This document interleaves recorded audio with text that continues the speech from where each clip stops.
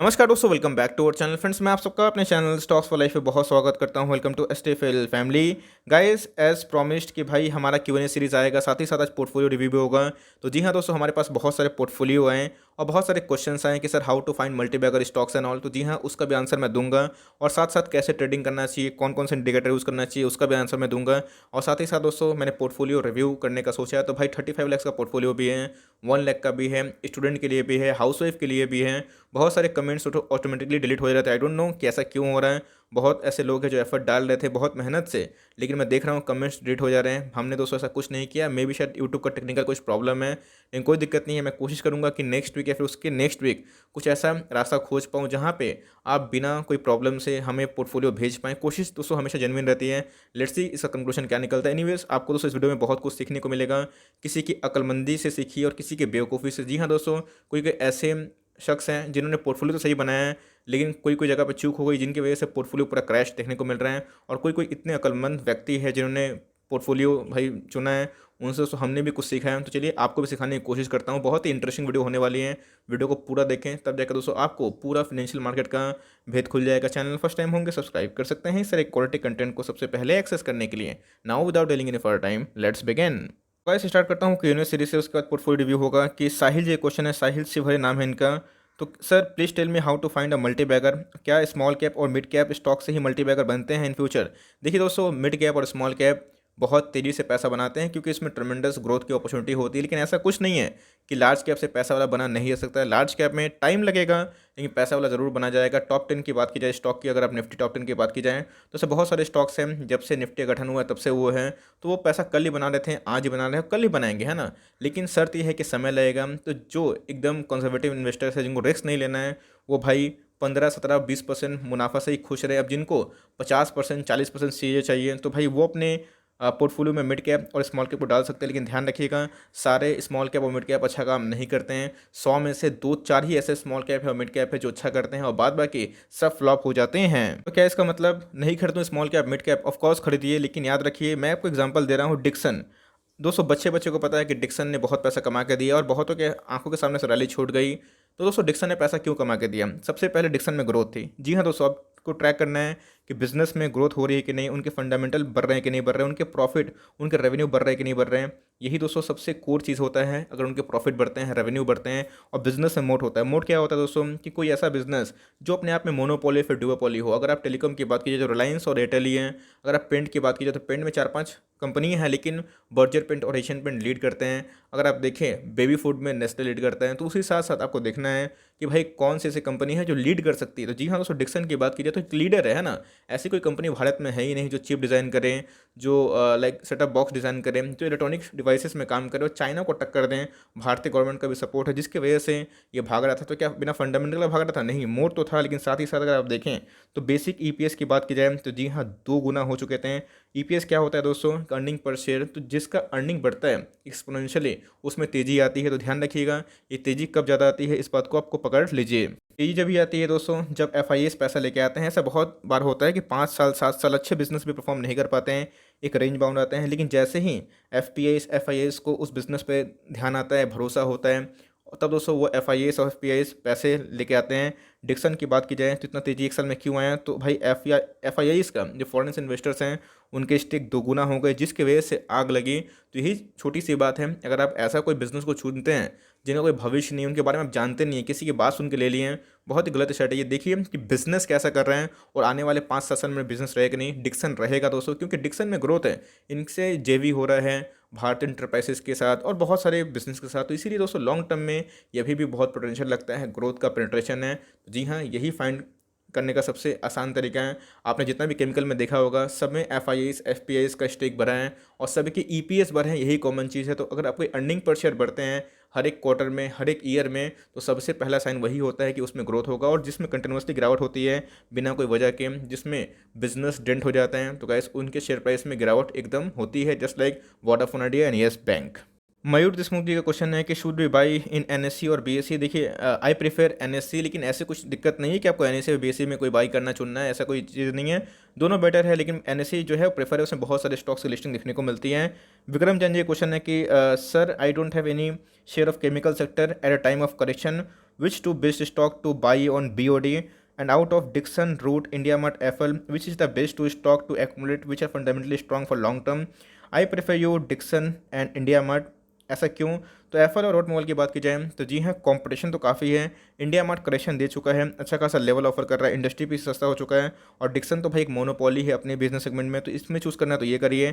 Chemical की बात की जाए तो भाई दीपक नाइट्राइट और नवीन फ्लोरिन, DN, जी हाँ, दीपक नाइट्राइट और नवीन फ्लोरिन को पकड़िए, ट्रैक करिए, इनके APS काफ़ी अच्छे बढ़ रहे हैं और यही दो स्टॉक आपको शायद लॉन्ग टर्म में अच्छा कमा के दें। अगर आपको लगता है कि बहुत महंगा हो चुका है तो आप छोटे स्टॉक पर भी निवेश करना है, लेकिन आपको जो मैंने पहले क्वेश्चन दिया कि how to find a multibagger stock, देखिए कंटिन्यूसली परफॉर्मेंस बढ़ रहा है कि नहीं बढ़ रहे हैं और स्टेक कैसे हैं प्रमोटर्स के या फिर ऑल। लेकिन अगर अभी की बात की जाए तो BOD में अगर क्वालिटी में जाना है तो दीपक नाइट्राइट और नवीन फ्लोरिन पर आप चाहे टारगेट कर सकते हैं। तो गाइस ये कोई स्टॉक्स, इनका नाम है बलीराम कटकर, है ना। इनका पोर्टफोलियो मैंने देखा तो इनके पोर्टफोलियो में अच्छे से स्टॉक्स देखने को मिलते हैं। आरती इंडस्ट्रीज एक है 1600 के भाव पे, LK लेमिन्स हैं 4000 के भाव पे, अच्छा भाव पे लिया है। ब्लैक रोज है, ओके, डिक्सन है, SCL है, तो ये सब मुझे लगता है कि रिसेंट ऐड है। लॉरस लैब को दोस्तों इन्होंने पहले लिया है आफ्टर स्प्लिट। तो LTI इन्होंने लिया है, मिंडा, नौकरी, टानला, टाटा एलेक्सी, ऊर्जा global, VBL, Voltas, yes bank, जनित। तो इनका जो पोर्टफोलियो का साइज़ है 1 लाख के आसपास है, इनकी वैल्यू है 1,35,000। लेकिन आपके पोर्टफोलियो में मैक्सिमम जो स्टॉक्स हमें देखने को मिल रहे हैं वो या तो मिड कैप्स के हैं या फिर स्मॉल कैप के हैं या फिर माइक्रो कैप के हैं। तो आप शायद रिस्क टेकर है, आपके पैसे बने क्योंकि निफ्टी में तेज़ी है। लेकिन याद रखिएगा, आपने सबसे बड़ी गलती ये की है कि आपके जो क्वालिटी वाले स्टॉक्स आपने ऐड किए हैं, लेकिन जो ब्लू चिप में जो भारत के टॉप 5 कंपनी हैं, चाहे वो HDFC बैंक हो, HDFC लिमिटेड हो, ICICI बैंक हो, TCS है, इन्फोसिस हैं, उन सब में एक भी स्टेक देखने को नहीं मिल रहा है। तो ये बहुत ही, मैं बोलूँगा, पुअर सिलेक्शन देखने को मिल रहा है। अब यस, मुझे पता नहीं कि आप ट्रेडर है या फिर लॉन्ग टर्म इन्वेस्टर है। लॉन्ग टर्म इन्वेस्टर है तो आपको भारत के कम से कम टॉप 5 बैंक के साथ जाना चाहिए, कुछ NBFC को ऐड करना चाहिए। आपने जितने भी डिटेल बिजनेस हैं और केमिकल बिजनेस है उसको ऐड किया है, तो जी हाँ, अभी तो डिटेल बिजनेस में बूम है, इसमें एक बुल मार्केट का फेस देखने को मिल रहा है। बट मेरे हिसाब से आपको पोर्टफोलियो थोड़ा सा डाइवर्सिफाई करना चाहिए। और डाइवर्सिफिकेशन में ऐसा नहीं कि इसमें और ऐड डाल दो, ऐसा है कि आपको जो वीक कैंडिडेट हैं, जैसे ऊर्जा ग्लोबल हो गए, येस बैंक हो गए, जनित हो गए, तो इन सब से थोड़ा निकाल के जो एक्सपोजर है अच्छे खासे बैंकिंग NBFCs पे या फिर FMC में दे सकते हैं। ये मेरी आपको सलाह होगी। गाइस ये बहुत ही सीखने वाली क्वेश्चन है कि भरत जी क्वेश्चन है कि सर आपके वीडियो से बहुत कुछ सीखा हूँ, thank you very much. Only one question please cover कीजिएगा। SL टेक में आपने जो स्विंग ट्रेड कॉल दिया है 1200 टारगेट है, उसमें 1 लाख इन्वेस्ट कर सकता हूँ। SL tech fundamentally strong company है। सो देखिए, आपके पास 1 लाख हो, 1 करोड़ हो, 10 करोड़ हो, 100 करोड़ है, लेकिन अगर आपके पास 1 ही लाख रुपया है, ध्यान दीजिएगा, और आप सोचते हैं कि चलो भाई मुझे 300 रुपया पर स्टॉक का मुनाफा हो जाएगा, मैं 100 शेयर खरीद के भूल जाता हूँ, ठीक है, 30 शेयर बैठा बैठे मुनाफा हो जाएगा। गाइस ये स्पेकुलेशन है, इस बात को आप ध्यान रखिए कि आपके पास 1 लाख है तो नॉट मोर देन 50% या फिर 40% उसमें इन्वेस्ट करो। देखिए ये मन में लालच सबके होता है कि काश मैंने इस पे ज़्यादा इन्वेस्ट किया होता। किसी के पास डिक्सन का 1 शेयर हो फिर 2 शेयर हो, वो हमेशा चाहता है कि भाई डिक्सन के उनके पास ज़्यादा शेयर होते हैं। लेकिन दोस्तों ये रिस्क मैनेजमेंट के अकॉर्डिंग नहीं होता है, ये स्पेकुलेशन होता है। तो आपके पास 1 लाख रुपया है तो ऐसा नहीं कि आप पूरा 1 लाख रुपया जाकर लगा दो, नो मैटर अगर वो रिलायंस हो, TCS हो, क्यों ना हो। लेकिन याद रखिएगा, स्टॉक मार्केट में प्रोडिक्शन ज़्यादा तेज जल्दी नहीं होता है और एक्यूरेट होता है भी है, कभी कभी नहीं भी होता है। तो मान के चलिए कि अगर गिर भी गया तो आप तो फंस जाएंगे ना। तो आपके पास पैसे होने चाहिए, तो अपने ग्रिड को थोड़ा कम करिए। और ये स्पेकुलेशन मूव है। अब मुझे पता नहीं कि आपके पास 1 लाख रुपया ही है फिर उससे ज़्यादा है, लेकिन अगर आप 1 लाख रुपये निवेश करते हैं तो कम से कम आपके पास 1-1.25 लाख रुपये और होना चाहिए कि कल अगर गिरता है तो आप उसको या तो हेज कर सकते हैं। हेजिंग का मतलब उसके ऑल्टरनेटिव में कोई अच्छा स्टॉक खरीद सकते हैं या फिर उसको एवरेज कर सकते हैं। वरना सोचेंगे कि इस पॉइंट पर खरीद लें, अब पूरा पैसा लगा दिए और भागेगा, ऐसा नहीं होता है, वो गिर भी सकता है। तो ये बहुत ही बड़ा स्पेकुलेशन का एक क्वालिटी है जो बहुत निवेशक में रहती है, तो इसको कम करिए। पहले मेरी भी एक हैबिट थी, लेकिन अब मैंने उसको एकदम कंट्रोल कर लिया है और अब मैं स्टॉक को चेस नहीं करता हूँ और एकदम रिस्क मैनेजमेंट के अकॉर्डिंग ही काम करना पसंद करता हूँ। शर्दुल जी क्वेश्चन है कि sir my comment got deleted, it took me, I am very sorry for that कि आपको 1 घंटा लगा, लेकिन आपका कमेंट डिलीट हो गया। बट जैसे मैंने बताया कि हमारा कोई कंट्रोल नहीं है शर्दुल जी, बहुत बहुत माफ़ी मांगना चाहता हूँ। मैं कोशिश करूंगा कि कोई बेटर वे फाइंड कर पाऊँ जहाँ से और कनेक्टिविटी बढ़ा पाऊँ, लेकिन कोशिश करूंगा कि अगर ऐसा हुआ है आपके साथ तो नेक्स्ट टाइम आपको प्रायोरिटी सबसे पहले मिले। गोविंद जी क्वेश्चन है कि sir CDSL and brokerage shares are doing good. Yes, CDSL और ब्रोकरेज शेयर इसलिए अच्छे कर रहे हैं बिकॉज मार्केट में तेज़ी है, इस बात को आप ध्यान दीजिए। कोई भी छोटा छोटा पोर्टफोलियो बना ले रहे हैं, लेकिन हाँ CDSL की बात की जाए बहुत ही शानदार कंपनी है, इसको लॉन्ग टर्म निवेश के अकॉर्डिंग एकदम चुन सकते हैं। ब्रोकरेज फॉर्म की बात की जाए तो बहुत सारे even angel broking and all in सब का भी अच्छा खासा रेवेन्यू में जब देखने को मिल रहा है, क्योंकि सारे लोग का पार्टिसिपेंट खुद अब डायरेक्टली इक्विटी मार्केट में हो रहा है। लेकिन ध्यान रखिएगा, जब मार्केट पलटता है तो लोग निकलने की कोशिश करते हैं। तो इधर पे जो ब्रोकरेज जो शेयर है उससे पसंद मैं एएमसी शेयर करता हूँ, एचडीएफसी, एएमसी, निपॉन। मुझे उस पर ज़्यादा फेथ दिखाई पड़ता है बिकॉज वो इंस्टीट्यूशंस हैं। तो ब्रोकरेज फर्म की बात की जाए तो मेरा इंटरेस्ट मतलब एचडीएफसी, एएमसी, निपॉन में रहता है। मैं तो म्यूचुअल फंड पे मैं इसको प्राथमिकता कम देता हूँ बिकॉज मुझे उधर पे रिस्क कम लगता है। और सीडीएसएल की बात की जाए तो बहुत ही क्वालिटी वाला स्टॉक है, मोनोपॉली है, तो आप इसको जरूर कंसिडर कर सकते हैं। नीरज को तो ये क्वेश्चन है कि सर एफएल इंडिया के बोर्ड ने 1080 करोड़ का क्यूआईपी अप्रूव किया था, पर 600 करोड़ का ही क्यूआईपी आया, रिमेनिंग अमाउंट का क्या, कौन से इंस्टीट्यूशन आए, क्या 108? देखिए, ये डिपेंड करता है कि उनके सब्सक्रिप्शन कैसे देखने को मिल रहे हैं। लेकिन आपने बहुत ही ज़बरदस्त क्वेश्चन पूछा है। एक काम करता हूँ, एफएल इंडिया पे बहुत लोग पूछ भी रहे हैं, तो इसके ऊपर मैं डेडिकेटेड वीडियो बना दूंगा जहाँ पे आपको बहुत ही हेल्प हो, तो मैं उसी में ही आपका आंसर देने की कोशिश करूँगा। अभी फालतू खामा बताऊँगा तो बहुत वीडियो लंबी हो जाएगी, लेकिन आपको क्वेश्चन को मैंने नोट कर लिया है, ज़रूर इसका आंसर नेक्स्ट वीडियो में मिल जाएगी। संतोष जी क्वेश्चन है कि सर नमस्कार, suggest all numbers how to achieve 100 crore okay in the next 20 years to 30 years time, please advice how much. देखिए, कम से कम अगर आपको 100 करोड़ जाना है तो कम से कम आपको महीना 40,000 से लेके 40 से लेके 60,000, और मेरा आइडियल यही होगा कि 50 शेयर से लेके 60,000 तक अगर आप निवेश करते हैं और 30 साल के निवेश करते हैं और आप चाहते हैं 25% के आसपास सीएजीआर, जो कि ओवरऑल प्रैक्टिकल तो होता नहीं है, लेकिन अगर आप उसको मैनेज कर सकते हैं, अच्छे से मैनेज कर सकते हैं, तो मॉनिटर कर सकते हो, तो 18-20% शायद आप निकाल लें।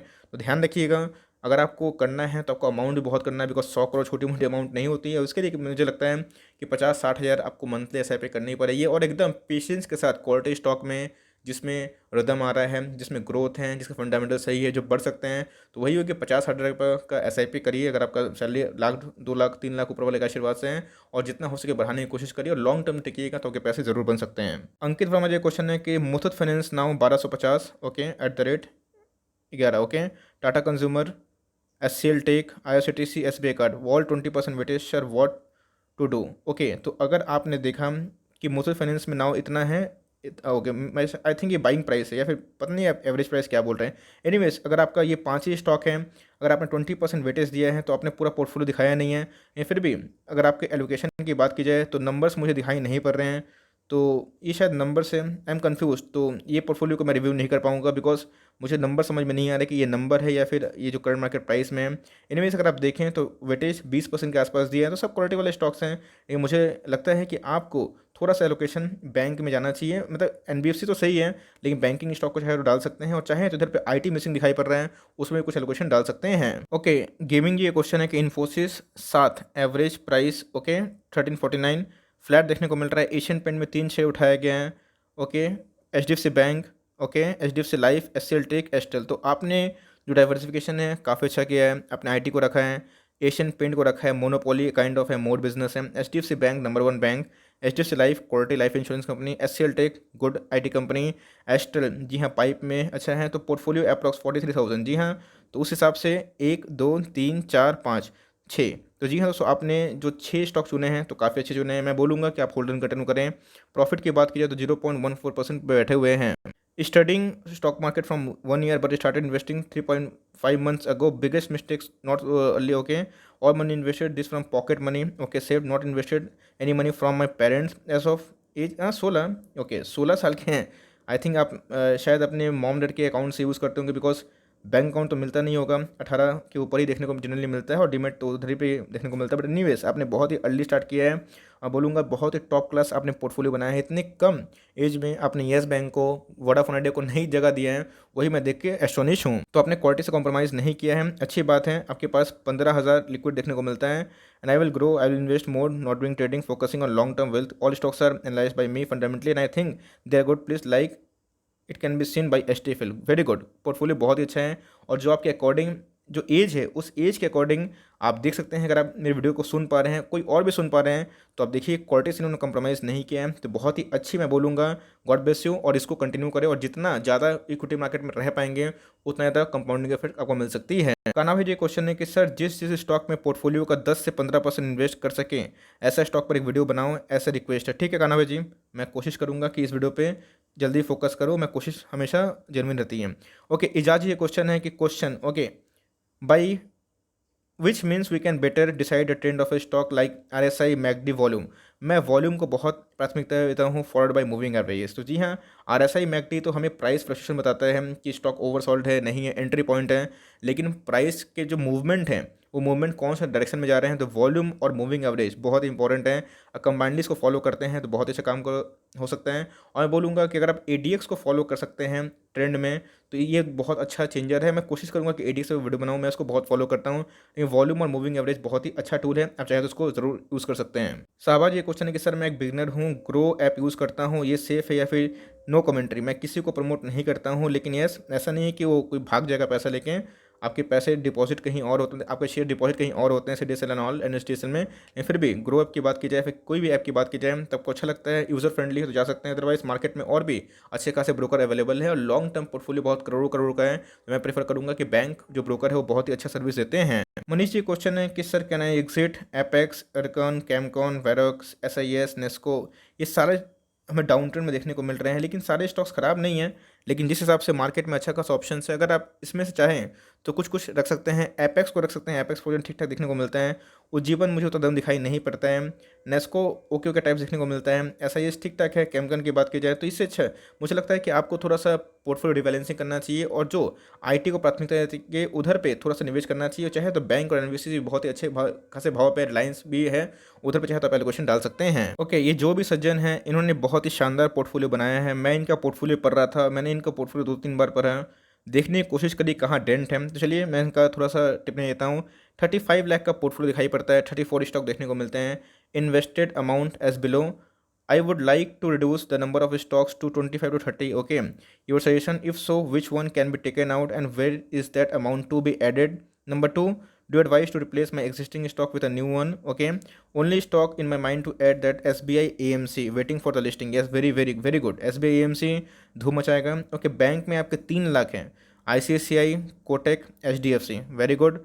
तीनों एकदम क्वालिटी आपने बैंक को चुना है, टॉप 3 बैंक को। देखिए सब कुछ सीखने की कोशिश करिए। एनबीएफसी की बात की जाए तो 3 लाख हैं, बजाज फिनेंस, एचडीएफसी और मुथूट। तो जी हाँ दोस्तों, आपने अच्छे खासे एनबीएफसी को भी वेटेज दिया है, मतलब आपने क्वालिटी से कॉम्प्रोमाइज़ नहीं किया है। भारत के टॉप 3 एनबीएफसी की बात की जाए, एक रिटेल लोन बांटती है, एक हाउसिंग लोन और एक गोल्ड लोन, तो अपने आप में इसमें 75,000 है, तो इसमें भी आपने 3 लाख दिया है। तो पोर्टफोलियो के अकॉर्डिंग अगर आप देखें तो 3-3-6 लाख के आसपास देखने को मिल रही है। इंश्योरेंस में आपने दिया है बजाज फिनसर्व को और आईसीआईसीआई जनरल। मैं एडवाइस करूंगा कि इधर पे आप चाहें तो थोड़ा सा एलोकेशन इसी में ही आप एसबीआई लाइफ को या फिर एचडीएफसी लाइफ को दे सकते हैं।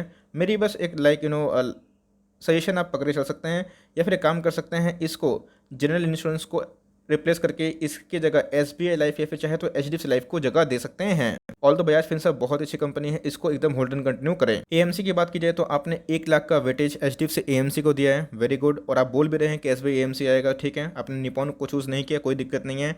आईटी की बात की जाए तो आपने आईटी में 3 स्टॉक को ही चुना है। इन्फोसिस की बात की जाए, एससीएल टीसीएस की बात की जाए और हैप्पीएस्ट माइंड। तो जी हाँ, आपने आईटी में 2 दिग्गज कंपनी और एक छोटी कंपनी को चुना है, बहुत ही शानदार है। तो इधर पे आप चाहें तो इसको होल्ड एंड कंटिन्यू कर सकते हैं, और मुझे लगता है आप चाहें तो इसमें और 50 ऐड कर सकते हैं। ये मेरी बस एक सजेशन होगी। 3.5 लाख 4 लाख आप चाहें तो आईटी में जो आपका वेटेज है उसको डालना मुझे लगता है कि सही हो सकता है। केमिकल में अगर आपने चुना है तो भाई उसमें दीपक, एल्किल, नवीन आरती सारे क्वालिटी स्टॉक चुने हैं, 3 लाख के आसपास वैल्यू पुट किए हैं, बहुत ही शानदार। इसको होल्ड एंड कंटिन्यू। एफएमसीजी में आपने 3 को चुना है, ओके। एचयूएल को चुना है, नेस्ले को चुना है, टाटा कंज्यूमर को चुना है, बहुत ही शानदार वाली बात है, आपने तीनों क्वालिटी स्टॉक को चुना है। उसके बाद आपने ऑटो को भी चुना है 1.5 लाख के आसपास, ठीक है, वेटेज के हिसाब से ठीक है, ख़राब नहीं है। मारुति को चुना है, अमराजा बैटरी बहुत ही शानदार है और लॉन्ग टर्म में ये दोनों अच्छी करेगी। लेकिन मुझे लगता है कि इसके जगह अगर आप चुन सकते हैं तो बजाज ऑटो, मुझे उसमें ग्रोथ दिखाई पड़ता है, या फिर ठीक है इसको कैरी ऑन कर सकते हैं, दोनों बहुत शानदार कंपनी है। फार्मा से बात की जाए, Divis lab, okay, Divis lab में 75,000, लैल पैथ लैब में, फाइजर में। मैं बोलूँगा डिविस लैब में आपका लोकेशन थोड़ा सा ज़्यादा होना चाहिए। जी हाँ, कम से कम आप चाहे तो इसमें 25,000 बढ़ा सकते हैं, इसको 1 लाख करिए। डिविस लैब बहुत ही शानदार कंपनी है, और वो जो एलोकेशन का डिफरेंस है वो चाहे तो पैथ लैब से डाल सकते हैं। और फाइजर बहुत ही शानदार है। पीजीएचएल थोड़ा वोलेटाइल है, अगर आपको रिस्क लेना है तो ठीक है, अदरवाइज वोलेटाइल है। और 13 लाख जो अदर है उसमें दोस्तों आपने क्या क्या चुना है, ओके, आईआरसीटीसी में 3 लाख दिया है। ओके, आईआरसीटीसी में जो मैं लगता है कि एलोकेशन 10% कुछ ज़्यादा है, आपको अगर कम करना है तो IRCTC तो करें। और इधर पे 2 लाख 2.5 लाख सही है, 3 लाख अगर आप देखें पोर्टफोलियो के अकॉर्डिंग 8%, 7%, 9% होता है तो ठीक है। और वो मैं बोलूँगा, सजेस्ट करूँगा कि थोड़ा सा IRCTC से पैसा निकाल के रिलायंस को थोड़ा वेटेज दीजिए भाई। 1.5 लाख ही दे रहे हैं, रिलायंस नंबर 1 कंपनी है, 10 to 11% का वेटेज देखने को मिलता है। इस बात को थोड़ा ध्यान रखिए। डिक्सन में ठीक है, डीमार्ट बहुत ही क्वालिटी कंपनी है, जिम फॉडलर अच्छी कंपनी है, थोड़ा सा वेट करवा रही है। Affle okay very good, Astral polytechnic, Relaxo, Asian paint. तो जी हाँ, आपके पोर्टफोलियो को मैंने देखा, बहुत ही शानदार पोर्टफोलियो है। और जो आपका स्टॉक सिलेक्शन है ये बतलाता है कि मार्केट में आपको क्वालिटी से कॉम्प्रोमाइज़ नहीं करना है। मैं बोलूँगा इसको होल्ड एंड कंटिन्यू करें। और एक दो जगह पे ही जो मैंने आपको सजेशन दिया, रिलायंस में थोड़ा वेटेज बढ़ाइए, और जैसे मैंने बताया कि थोड़ा डिविस लाइव में वेटेज बढ़ाइए, ये सबसे अच्छी अप्रोच होगी। चाहे तो जीएमएम फॉरवर्ड की बात की जाए तो जी हाँ, जीएमएम फॉरवर्ड जो एफएल इंडिया है उसमें कंटिन्यू कर सकते हैं, या फिर दोनों में से किसी एक में 50,000 निकाल के आप चाहें तो इधर पे एशियन पेंट में या फिर रिलैक्सो में ऐड कर सकते हैं। ये मेरी सलाह आपको हो सकती है।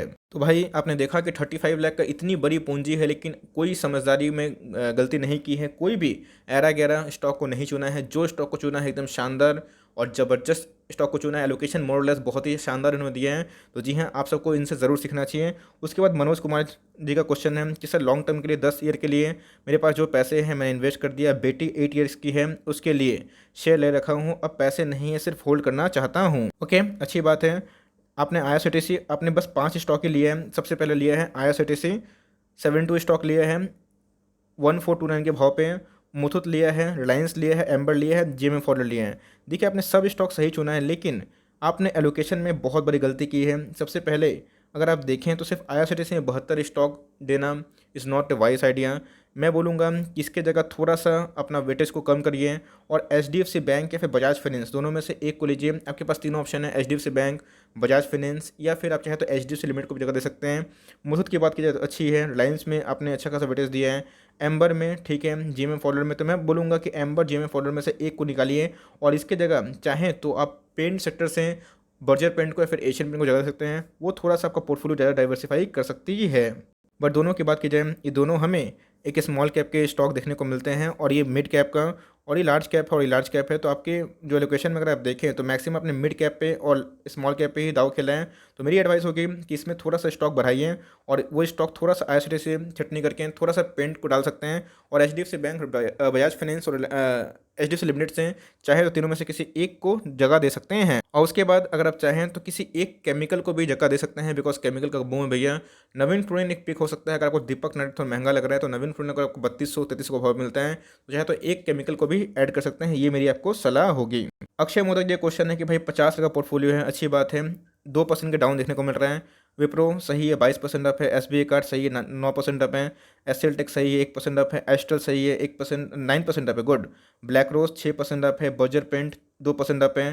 टाटा मोटर्स 1% अप है। HDFC life, HDFC bank. Okay, आपको 3 स्टॉक नीचे डाउनग्रेड हो रहा है, एक HDFC bank, LTI, ITC, IRFC, चारों स्टॉक अच्छे हैं। आपको चारों स्टॉक को टाइम देना चाहिए, और आपने सारे स्टॉक अच्छे चुने हैं। लेकिन जो मैं देख रहा हूँ आपका जो टोटल इन्वेस्टमेंट है 55,000, उसमें अगर आप देखें तो 1 2 3 4 5 6 7 8 9 10 11 12, ठीक है, आपने 12 स्टॉक को चूज़ किया है।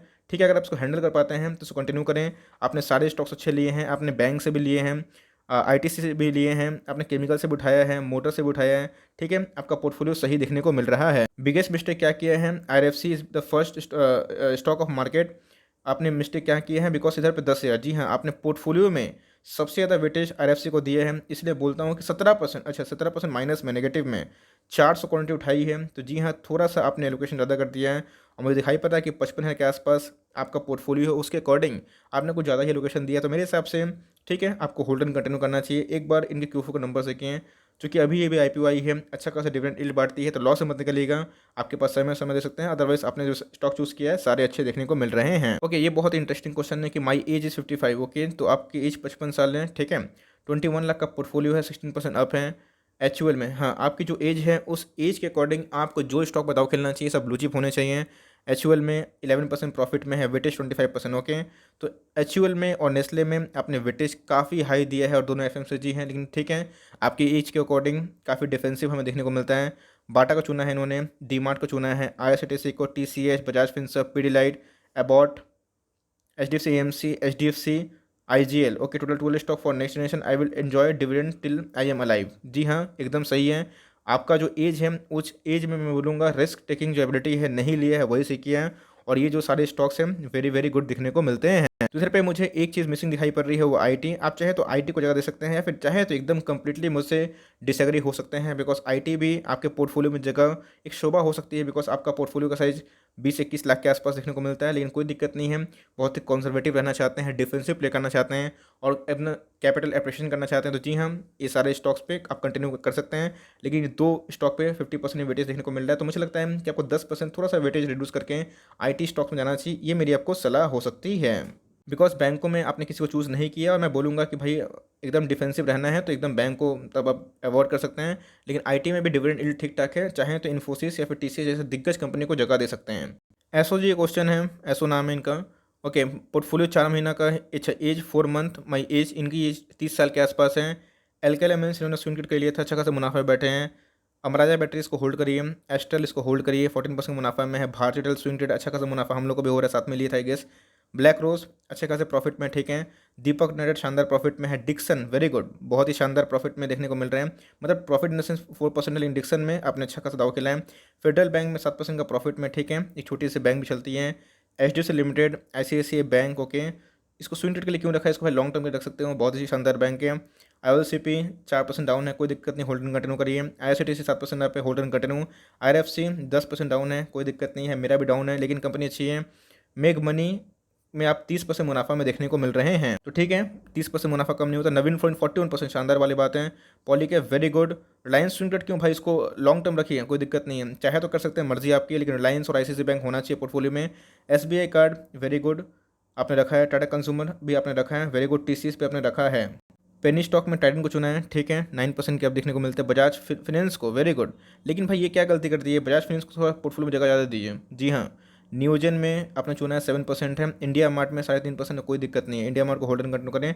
टाटा पावर में 22% का है। इन प्रॉफिट में क्या है, 12.5%। Dated profit from swing trade investment, monthly investment 10,000 plus swing trade. My luck is not good at all, you may not pick but give you inside here at least, okay, ठीक है। भाई आपका इलाका काम कर गया, मैंने चुना, लेकिन आपके पोर्टफोलियो में थोड़ा सा मैं देख रहा हूँ कि ओवर वेटेज है। थोड़ा सा भाई आईटी को जगह बढ़ाइए, आईटी को इग्नोर मत करिए। आईटी का वेटेज निफ्टी में 15% के ऊपर देखने को मिलता है और मुझे वो मिसिंग दिखाई पड़ रहा है, तो आईटी में थोड़ा वेटेज बढ़ाइए। और रिलायंस और आईसीआईसीआई बैंक को स्विंग ट्रेड नहीं, उसको लॉन्ग टर्म के रखिए। और मैं बोलूँगा कि एक ही पोर्टफोलियो में आपने बहुत कुछ प्लस माइनस कर दिया है। मैं बोलूँगा कि स्विंग ट्रेड के लिए अलग पोर्टफोलियो बनाइए भाई, ठीक है। और उसमें एकदम डिटरमाइन रखिए कि 5-10% मिलते ही एकदम निकल जाना है, यही मेरे आपको सलाह होगी। अदरवाइज आपने जो स्टॉक चूज़ किया है एकदम सही किया है। एक लॉस में है आईआरएफसी में, उसको मैं बोलूँगा होल्ड एंड कंटिन्यू करें। और केमिकल की बात की जाए तो नियोजन को आपने ट्राई मारा है, ठीक है, ये भी एक छोटी कंपनी है। टाटा पावर में भी आपने गेम खेला है, कोई दिक्कत नहीं है। I would advise you to hold it for long term.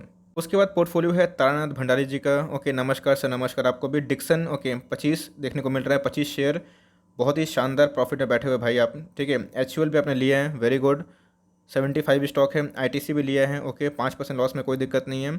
Tata consumer products, भाई इसमें थोड़ा सा वेटेज बढ़ाइए, थोड़ा सा टाटा कंज्यूमर, मुझे लगता है कि आपको वेटेज बढ़ाना चाहिए। एचडीएफसी लिमिटेड बहुत शानदार है, 44 Berger paint, very very good. Muthoot finance very very good, लेकिन इधर पे मैं देख रहा हूँ कि मुथूट में एलोकेशन के वाइज थोड़ा ज़्यादा हो गया है। मैं बोलूँगा कि इसके जगह पे थोड़ा सा एलोकेशन कम करिए और इसकी जगह बजाज फाइनेंस को ऐड करो भाई, ठीक है। बजाज फाइनेंस और भी अच्छी कंपनी है, दोनों शानदार कंपनी है, वैल्यूएशन के वाइज मुथूट फाइनेंस बहुत ही अच्छा है। लेकिन मैं देख रहा हूँ कि बजाज फाइनेंस शायद मिसिंग है आपके पोर्टफोलियो में, चाहे तो 150 की जगह पे थोड़ा सा कम से कम 50 को निकाल के थोड़ा सा उसको जगह बजाज फाइनेंस को जगह दे सकते हैं। तो एक डिप आएगा तो बजाज फाइनेंस एक जगह हो सकती है। जनित की बात की जाए तो भाई जस्ट फॉर स्टडी, ओके, ठीक है। इंडिया मार्ट वेरी गुड, बहुत अच्छी कंपनी है। हिंदुस्तान फूड चलिए सही है, माइनस है। फाइन ऑर्गेनिक सही है। HDFC AMC, Apple, route mobile, IRFC, IGL, Infosys, भाई इसमें थोड़े से केमिकल में कम देखने को मिल रहे हैं। आईटी की बात की जाए तो मैंने आईटी में शायद कुछ देखा नहीं, आई गेस। टीसीएस, इन्फोसिस, क्या कर रहे हो भाई, थोड़ा सा आईटी को एलोकेशन दीजिए। बिना आईटी का शायद पोर्टफोलियो भी नहीं होता है, आईटी का पूरा बाजार है। आने वाले 3-4 क्वार्टर में आईटी के नंबर्स और बढ़ेंगे, इनके ईपीएस बढ़ेंगे। विप्रो भाग रहा है भाई, उसमें घोड़ा का आत्मा घुस चुका है ना, तो समझिए। तो आईटी में मुझे बहुत मिसिंग दिखाई पड़ रहा है, तो मुझे लगता है डोंट माइंड, थोड़ा सा इनकम्प्लीट पोर्टफोलियो है जो आपकी एलोकेशन है, ठीक ठाक ही है, लेकिन इनमें आईटी को डालिए। जहाँ पे चाहे तो थोड़ा सा ऐड कर सकते हैं आईटी को, और थोड़ा सा बैंक एनबीसी मुझे दिखाई कम पड़ रहे हैं। मर्जी आपकी है, चाहे तो बैंक एनबीसी में खतरा ज़्यादा होता है तो उसके जगह पे आप चाहें तो छोड़ के आईटी पे थोड़ा सा फोकस करिए। ये मेरी आपको सलाह होगी, personal opinion, please don't mind. ठीक है, ये मैंने देखा तो मैं फाइंड कर रहा हूँ। ठीक है, आपने एप्पल को डाला है, रूट को डाला है, तो मुझे लगता है कि ठीक है आप अच्छे मुनाफे में हैं। तो ये सब एक ही टाइप के बिजनेस हमें देखने को मिलते हैं। इसके जगह पे किसी को आईटी को डालिए, चाहे तो एससीएल टेक इधर पर डाल सकते हैं, सही प्राइस पे है। वरना इन्फोसिस हमारा हमेशा टॉपिक है, एकदम इन्फोसिस बिना शायद पोर्टफोलियो शायद अधूरा रहे, और उसकी जगह आप टीसीएस को या फिर हैप्पीएस्ट माइंड जैसे अच्छी कंपनी को डाल सकते हैं। ये हैप्पीएस्ट माइंड को ध्यान रखिएगा, लॉन्ग टर्म के लिए होल्ड करना तो ही घुसिएगा, वरना थोड़ा सा भाग चुका है तो अगर करेक्शन होता है तो बोलिएगा मत, सर गिर गया। एमओएस पाता तो खरीदिएगा, लेकिन आईटी को प्लीज इसमें ऐड कर सकते हैं। अरुण वर्मा ये क्वेश्चन है, सबको सीखने की कोशिश करिए। इनका जो क्वेश्चन है कि you always do full research and give advice. Okay, my current portfolio is 6.2 lakh. देखो 6.5 लाख का पोर्टफोलियो बना दिए हैं, overall just 1% profit. I am very stock, मतलब न्यू है स्टॉक मार्केट में, 20 दिन पहले चालू किए हैं। Okay, I want to further invest 3 lakh to make my portfolio 10 lakh. देखिए सबसे पहले समझिए, वेरी वेरी इंपॉर्टेंट, मैं बोलूँगा कि आपको इधर पे बहुत कुछ सीखने की कोशिश है। क्वेश्चन अरुण कुमार जी का है, लेकिन सीखना आपको है। देखिए निफ्टी का जो वैल्यू है करेंट मार्केट प्राइस, मतलब अगर बोलें तो 15,000 के आसपास है। तो निफ्टी तकरीबन ऑल टाइम हाई के साथ अगर आप देखें तो 3-4% के करेक्शन में हो सकता है कि निफ्टी माइट भी करेक्शन थोड़ा सा दिखा दे, बिकॉज थोड़ा से केसेस बढ़ रहे हैं कोरोना के। तो अगर नेगेटिव होगा तो अगर आप 20 दिन में ही पोर्टफोलियो बनाए हैं तो याद रखिए, अगर इधर से भागता है निफ्टी तो ही आपका पोर्टफोलियो हरा होगा। लेकिन ध्यान रखिएगा, कोई पोर्टफोलियो अच्छा हरा होने में 12% 14% प्रॉफिट आने में कम से कम 8 से 10 महीना का वेट लग सकता है। तो आपने अगर 20 दिन में ही पोर्टफोलियो बनाया है मार्केट में स्टडी करके, तो आपने बहुत जल्दी 6 लाख को मार्केट में एलोकेट कर दिया है। आपको थोड़ा थोड़ा इन्वेस्ट करना चाहिए, और 20 दिन के अकॉर्डिंग मैं इसलिए 6 लाख ज़्यादा बोल रहा हूँ क्योंकि आपके पास अगर 3 लाख है तो आपने 70% 60% आसपास अभी डिप्लॉय कर दिया है। तो मैं बोलूँगा थोड़ा मार्केट पे स्टडी बढ़ाइए, लेकिन देखना बनता है कि आपने कौन कौन से स्टॉक को वेटेज दिया है, वो मैंने देखा नहीं हूँ, लेकिन फिर भी बट आपका क्वेश्चन यही है कि नए नए मार्केट में है और 20 दिन में ही है, तो ठीक है आपको होल्ड एंड कंटिन्यू करना पड़ सकता है, लेकिन डिपेंड करता है कि आपने किसको वेटेज दिया है। ओके, आपने इंडिया मार्ट को जगह दिया है, अच्छी बात है। वेटेज 16%, भाई ये गलती कर रहे हो। ठीक है, इंडिया मार्ट को वेटेज 16% देना is not a good idea. मतलब मैं बोलूँगा कि देखिए एक मिड कैप कैटेगरी है तो 16% सही नहीं है, 5-7% ठीक है, मोर टू मोर अगर आप देखें तो 9-10% चलेगा, लेकिन 16% थोड़ा सा मैं बोलूँगा लोकेशन ठीक है, लेकिन लॉस में मत निकलिएगा। एक बाउंस आता है, थोड़ा सा प्रॉफिट बुकिंग कर सकते हैं। एल&टी ओके, लार्सन टुब्रो की मैं बात बोल रहा हूँ शायद। ओके, 16% वेटेज में दोनों को ही मिला दिया जाए तो 32% का वेटेज है। मैं बोलूँगा दोनों में ही एलोकेशन बहुत ही गड़बड़ दिखाई पड़ रही है। Anyways, Reliance industries okay 13% weightage है, ठीक है, इसको मैं कुछ नहीं बोलूँगा, करंट मार्केट प्राइस सही लिया है। एससीएल टेक बहुत ही शानदार है, वेटेज 12% चलिए ओके। एचडीएफसी बैंक 9% वेटेज, ठीक है। टेक महिंद्रा 8% वेटेज, मतलब 8 और इधर पे कहाँ गया 12, 20% का वेटेज आपने दो स्टॉक पर लगाया है। आईटीसी में 7% का वेटेज, ठीक है। बजाज फाइनेंस 3%, देखिए कितनी बड़ी गलती कर रहे हैं आप, उधर पे 16% और 16% डाल रहे हैं, लेकिन जहाँ पे वेटेज ज़्यादा देना चाहिए बजाज फाइनेंस को। जो विनर्स हैं, विनर्स पे देखिए आपका फोकस कितना कम है। लूजर्स पे लूजर्स नहीं बोल रहा हूँ, वो भी अच्छी कंपनी है, हमारा टॉपिक है इंडिया मार्ट, लेकिन आप देखिए विनर्स पे बहुत ही कम लोकेशन दी है। बर्जर पेंट है ना, 25 स्टॉक ही उठाए हैं 3%, चाहे तो इसको ऐड कर सकते हैं, 5-6% ऐड कर सकते हैं, इसमें 5% की जगह दे सकते हैं। तो एनीवेज उसके बाद डिक्सन ओके 3% वेटेज दिया है, ठीक है, 3-4% सही है। सेल को 2% वेटेज दिया है, राइट्स को, गोल्ड बीज को, ठीक है, गोल्ड बीज सही है। VST industries, MTA technologies, L&T finance, Hathway okay, तो इन सब में आपका वेटेज थोड़ा कम देखने को मिल रहा है, लेकिन जो विनर्स हैं उस पर वेटेज बढ़ाइए। और एचयूएल जैसे प्लेयर को आप भाई 1% वेटेज दे रहे हैं, इट इज़ सो अनफेयर है ना। तो आप चाहें तो एचडीएफसी बैंक को, आईटी को थोड़ा वेटेज दीजिए, और इधर से थोड़ा पैसा मैं बोलूँगा रिडक्शन करिए, बिकॉज आपका टोटल जो वेटेज है वो 32% के आसपास है, ये बहुत ज़्यादा अनफेयर है। और इधर पे आप 13% और 13 नहीं 12 और 8 20% के आसपास सिर्फ और सिर्फ इधर पे है, लेकिन उधर पे इन्फोसिस और टीसीएस दिखाई नहीं पड़ रहा है। तो इसके जगह मैं बोलूँगा कि थोड़ा सा वेटेज कम करिए, टेक महिंद्रा में 4% ही करिए, और उस 4% को चाहें तो टीसीएस या फिर इन्फोसिस जैसे स्टॉक को जगह दे सकते हैं। ऑल्दो आपके स्टार्टिंग के सारे स्टॉक्स अच्छे हैं, लेकिन वेटेज का बहुत गड़बड़ी है, तो सीखने की कोशिश करिए।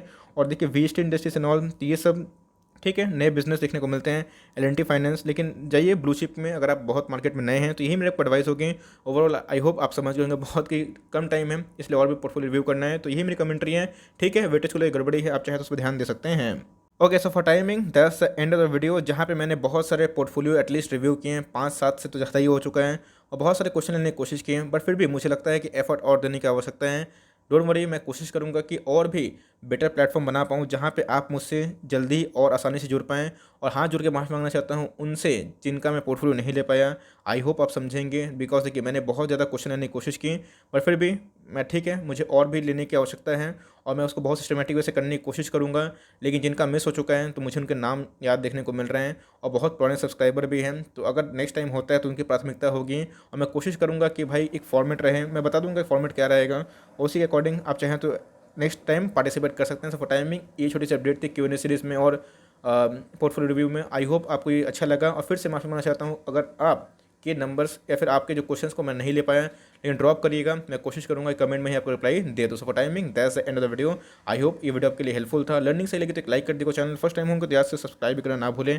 फर्दर कोई डाउट उसको ड्रॉप कर सकते हैं और कुछ तो का रिव्यू चाहिए उसका नाम भी ड्रॉप करना भूलिएगा। I would love to make a video on your demand. Guys मिलते हैं जल्दी ही, तब तक के लिए bye, thanks for watching friends, God bless you all.